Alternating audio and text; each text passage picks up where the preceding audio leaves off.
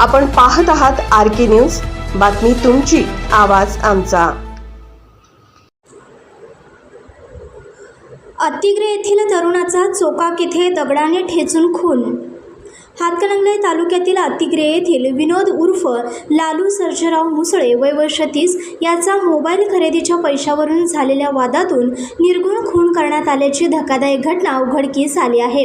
गुरुवारी सायंकाळी कोल्हापूर सांगली मार्गावरील चोकाक येथील पुलाखाली हा प्रकार घडला। पोलिसांनी दिलेल्या माहितीनुसार मुसळे हा ठेकेदारी काम करत होता। गुरुवारी सायंकाळी तो चोकाक पुलाखाली मित्र तुषार रवींद्र लोहार वय वर्ष 35 राहणार चोकाक याच्या सोबत मद्यपान करत बसला होता। यावेळी मोबाईल खरेदीच्या पैशावरून दोघांमध्ये वाद झाला।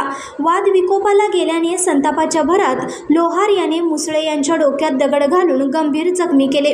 हल्ल्यानंतर आरोपी घटनास्थळावरून फरार झाला।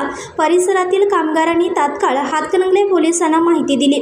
पोलीस निरीक्षक शरद मोमाने यांच्या पथकाने घटनास्थळी धाव घेत जखमी मुसळे यांना उपचारासाठी कोल्हापूर येथील CPR रुग्णालयात दाखल केले। मात्र अतिरक्तस्रावामुळे उपचारापूर्वीच त्यांचा मृत्यू झाला।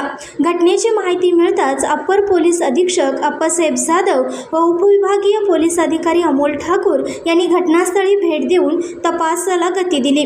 दरम्यान संशयित तुषार लोहार याच्या अटकेसाठी पोलिसांची पथके रवाना करण्यात आली असून पुढील तपास सुरू आहे।